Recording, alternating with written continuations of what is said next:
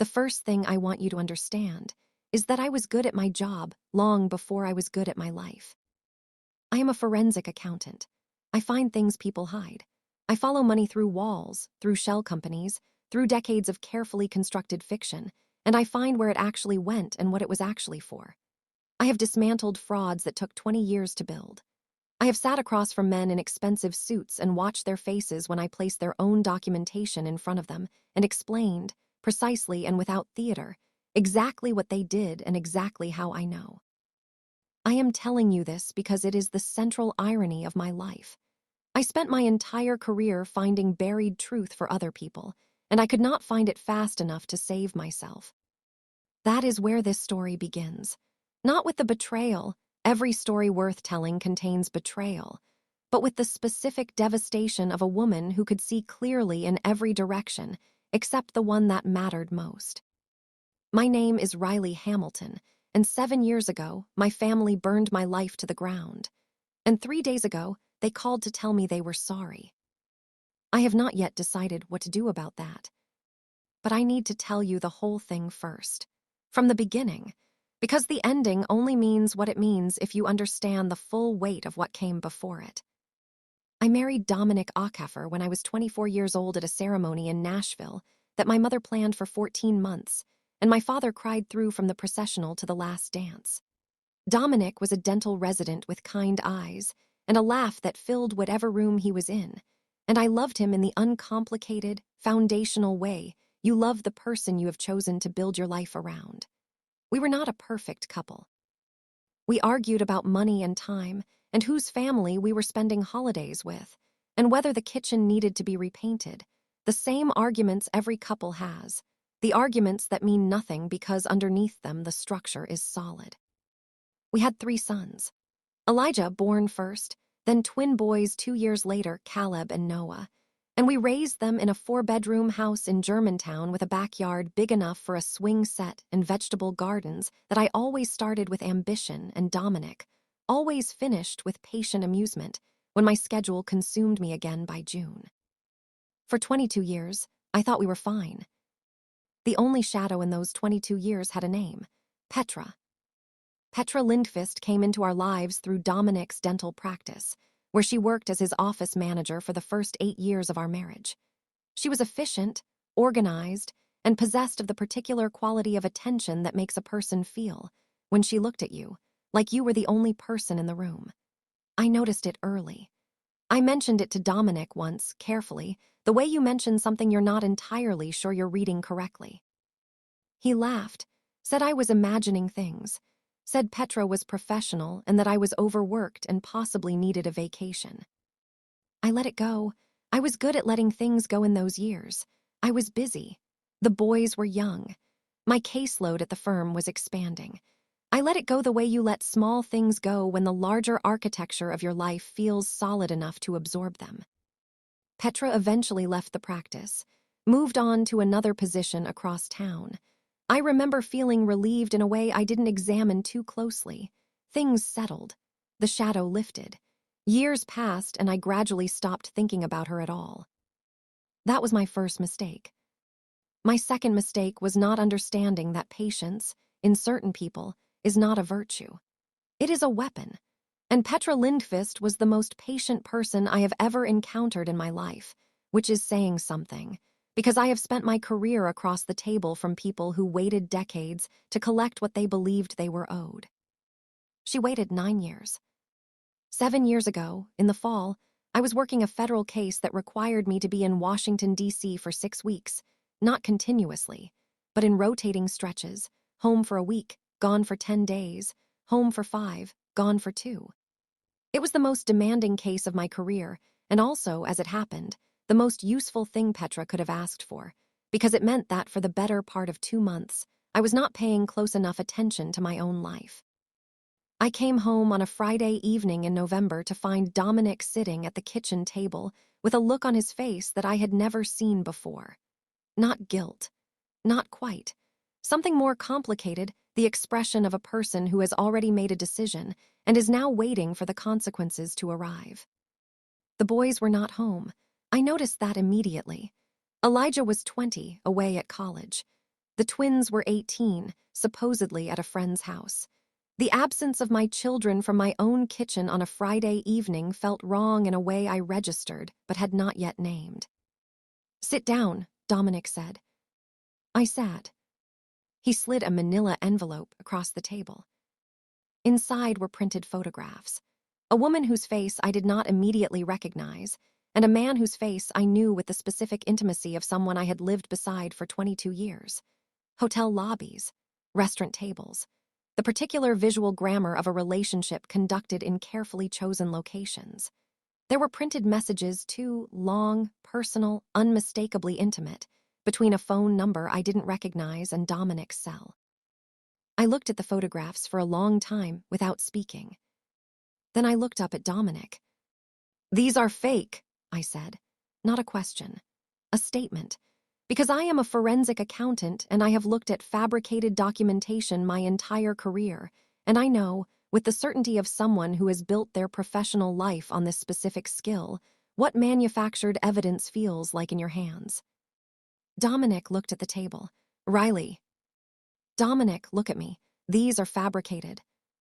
He looked up, and what I saw on his face was the thing that broke me, not anger, not certainty, but doubt. He was looking at me with doubt. 22 years, 3 children, and a kitchen we'd repainted together twice, and he was looking at me with the face of a man who was not sure. "Petra brought these to me," he said. The name landed in the room like a stone. "Of course she did," I said, quietly, precisely, the way I say things when I am controlling something large and dangerous inside myself. "She said she found out from someone she said there was a man, a colleague of yours in D.C., and that." "Dominic," I set the photographs down. "I have never been unfaithful to you, not once. Not a thought, not a moment, not in 22 years, you know that." He was quiet. "You know that," I said again. "I know what I thought I knew," he said, and it was the saddest sentence I had ever heard him speak.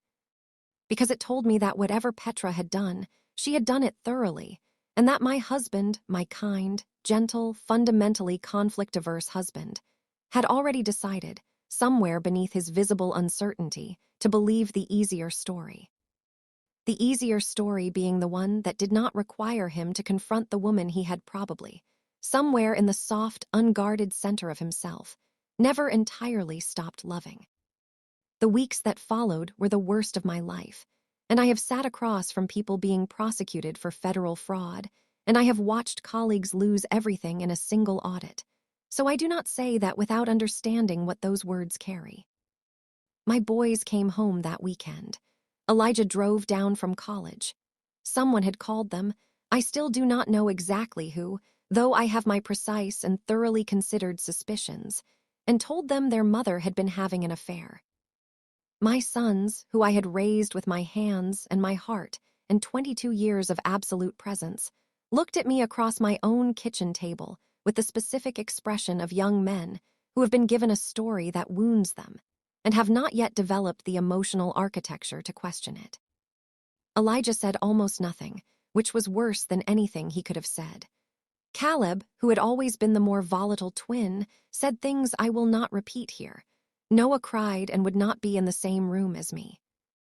My parents were called. My mother arrived with my father and the particular controlled devastation of Nigerian parents who have spent their entire American lives building a reputation for the family name and have just been told that reputation is in danger. My father sat in Dominic's living room. It stopped feeling like my living room that weekend, and told me that whatever I had done, I needed to think about what a divorce would do to the family. My mother said she would pray for me. Neither of them asked me if it was true.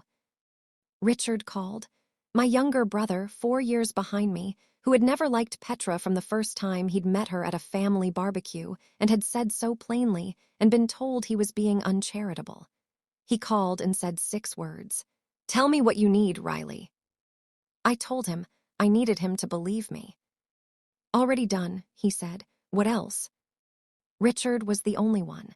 In the entire catastrophe of that season, the divorce proceedings, the custody conversations about sons who were nearly adults anyway, the division of a life that had taken 22 years to build, Richard was the only member of my family who stood beside me without conditions. He paid a price for it. My parents treated his loyalty to me as a betrayal of the family consensus. He was excluded from gatherings, spoken about in disappointed tones, managed at a careful distance for years. He absorbed all of it without complaint, which is the kind of thing you never fully repay. The divorce was finalized the following spring. I received a settlement that was fair on paper and devastating in practice, because fairness on paper does not account for what it costs to dismantle a life.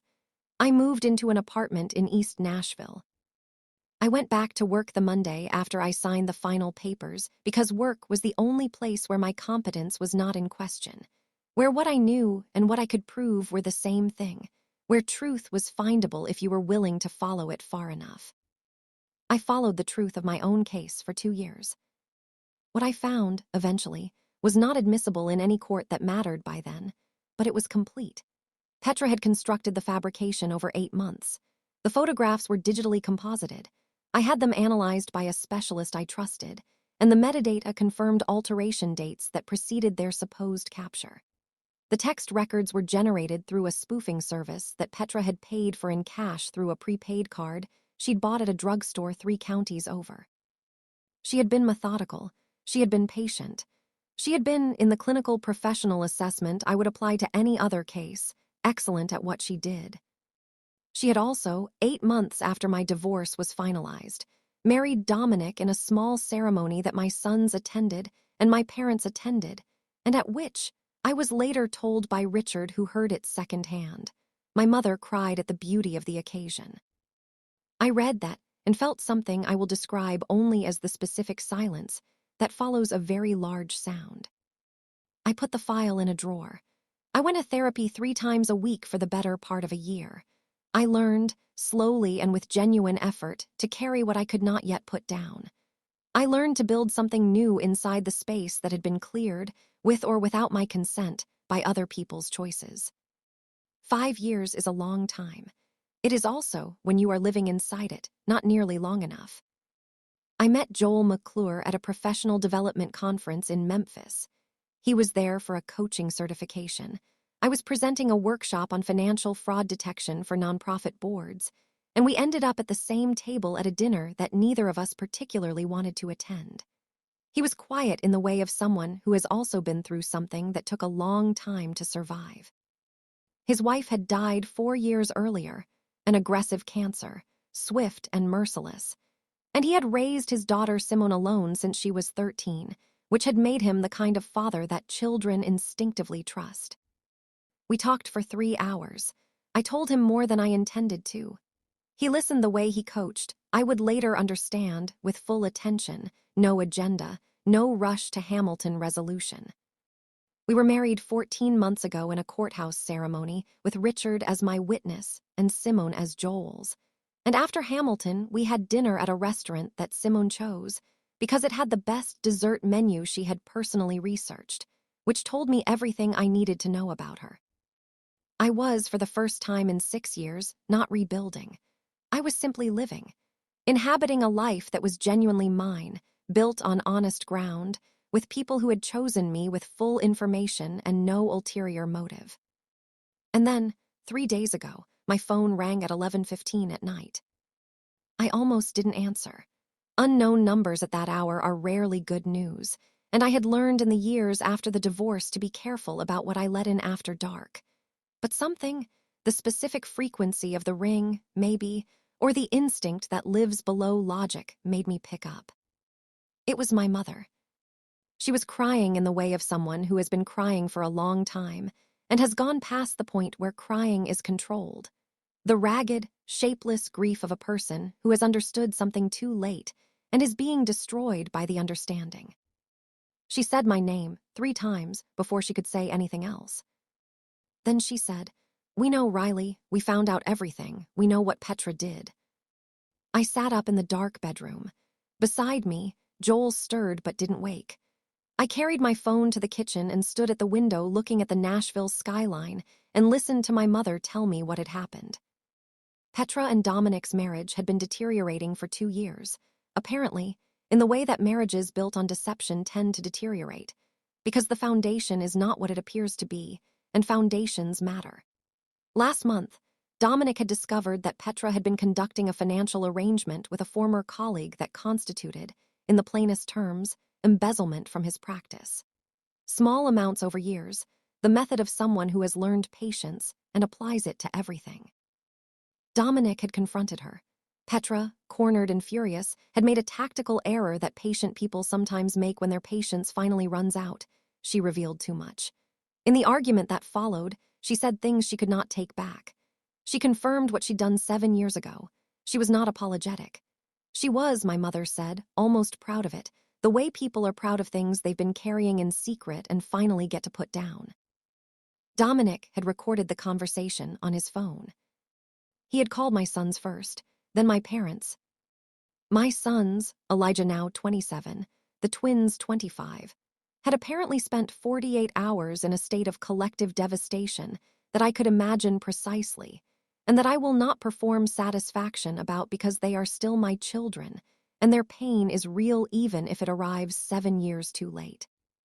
My parents had called Richard first, which I found both predictable and illuminating.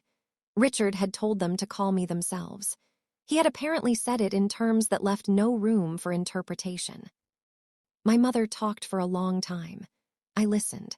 I did not cry, not because I don't feel things, but because I had done all the crying this particular wound was going to get from me a long time ago, and what I felt standing in my kitchen at midnight was not grief. It was something more complex and less comfortable than grief. It was the particular feeling of being handed something back, after you have already learned to live without it. She asked if she could see me. She said my sons wanted to see me. She said Dominic wanted to apologize in person, which I noted she delivered carefully, as if she understood it might not land well. I told her I would think about it. I told her I would call her back. I stood in my kitchen for a long time after I hung up. Then I went back to bed, and I lay in the dark beside Joel, and I looked at the ceiling, and I thought about 7 years. About the apartment in East Nashville and the weight I lost and the work I used as scaffolding while I rebuilt something underneath it. About Richard, who had been right and had been punished for it and had stood beside me anyway. About my sons' faces in my kitchen on that November weekend, and how I had never stopped loving them even when they had stopped extending that love back to me. About Simone, asleep in her room down the hall, who called me by my first name because she was 17 and had her own mother's memory, and I respected that completely, but who also last month had left a handwritten note on my desk that said only, "You make my dad happy. That's everything. S." About Joel, who knew my full story and had chosen me anyway, who coached 17-year-olds with the patience of a man who understands that people are always in the middle of becoming something, who had never once in 14 months made me feel like a damaged thing he was graciously tolerating. I thought about all of it. Here is what I have not told anyone yet, not even Joel, not even Richard. Here is the thing I discovered in my 2 years of following the truth of my own case, the thing I put in a drawer and did not act on because my therapist was right that some truths arrive after the moment when they can save you, and all they can do then is confirm what you already survived. Petra had not acted alone. The financial forensics I assembled, painstakingly, on my own time, with my own skills, showed something that the digital fabrication and the spoofed texts had been designed to obscure. The prepaid card used to purchase the spoofing service had been bought with cash, but the cash had been withdrawn from an ATM. The ATM was on a specific block in Nashville. The timestamp on the withdrawal corresponded to a day and time that, when cross-referenced with the family calendar, I still had access to at that point, placed exactly one person at that location. Not Petra. My mother. I have sat with that for 5 years. I have turned it over and looked at it from every angle the way I look at every piece of evidence, with the discipline of someone who knows that certainty and suspicion are not the same thing, and who has seen enough wrongful conclusions drawn from incomplete data to be careful. The evidence is circumstantial. It places my mother near the purchase. It does not prove intent. It does not prove knowledge. But it raises a question I have never asked her directly. A question about whether the woman who called me 3 days ago sobbing about how sorry she was had known, 7 years ago, more than she ever admitted. I do not know if I will ask it. I do not know if the answer would change anything at this point, or simply add a new layer to a wound that has already scarred over in all the places that matter. What I know is this. I have a life, a real one, constructed from honest materials by people who chose each other freely. Joel, Simone, Richard, the work I am genuinely good at, the Nashville skyline from my kitchen window at midnight. These things are mine in a way that nobody can fabricate or retroactively alter. My sons are adults who made a terrible choice and are now living inside the understanding of it. That is not nothing. That is actually something, the specific something of people who are capable of reckoning with what they did, which is rarer than it should be. My parents are in their 70s. Whatever they did or knew or chose, they are in their 70s and they are calling me crying at midnight, and I am their daughter, and that is a complicated, unresolved, thoroughly human thing that I am not finished processing. There is a grandchild, 7 months old, my oldest son Elijah's daughter. I have not met her. She does not know I exist. She is 7 months old and she has not done anything wrong, and she is my blood and she is 7 months old. I called Richard this morning. He answered on the first ring. He always answers on the first ring. I heard, he said. I know you did, I said. A pause. What are you going to do? I looked out the kitchen window. The morning was coming in gray and gold over the rooftops, the specific light of a Nashville autumn that I had missed for years and now woke up inside every day. I don't know yet, I said, but I'm going to make the decision myself, on my own terms, in my own time. That's all I needed to hear, Richard said. Joel came into the kitchen while I was still on the phone, read my face in the precise way he reads everything, and put the coffee on without saying a word. Simone came down 10 minutes later in her school hoodie, grabbed a banana, said "Morning, Riley," in the half-awake way of teenagers who are secretly more present than they appear, and disappeared back upstairs. I sat at my kitchen table with my coffee and my husband and the ordinary, irreplaceable texture of a morning in my own life. Whatever I decide about the people who are waiting for my answer, I will decide from here, from this table, from this life, from the person I became in the years they were not watching, which turned out to be a person considerably stronger and more complete than the one they thought they were discarding. They wanted to break something. They built me instead. And whatever comes next, the meeting or the silence, the reckoning or the distance, the grandchild I haven't held or the question I haven't asked my mother, I will navigate it as myself. Fully, precisely, with the particular skill of a woman who has spent her entire career finding the truth inside things that were designed to hide it. I am very good at my job. I always have been. I just forgot, for a while, to apply it to the right case. I don't make that mistake anymore.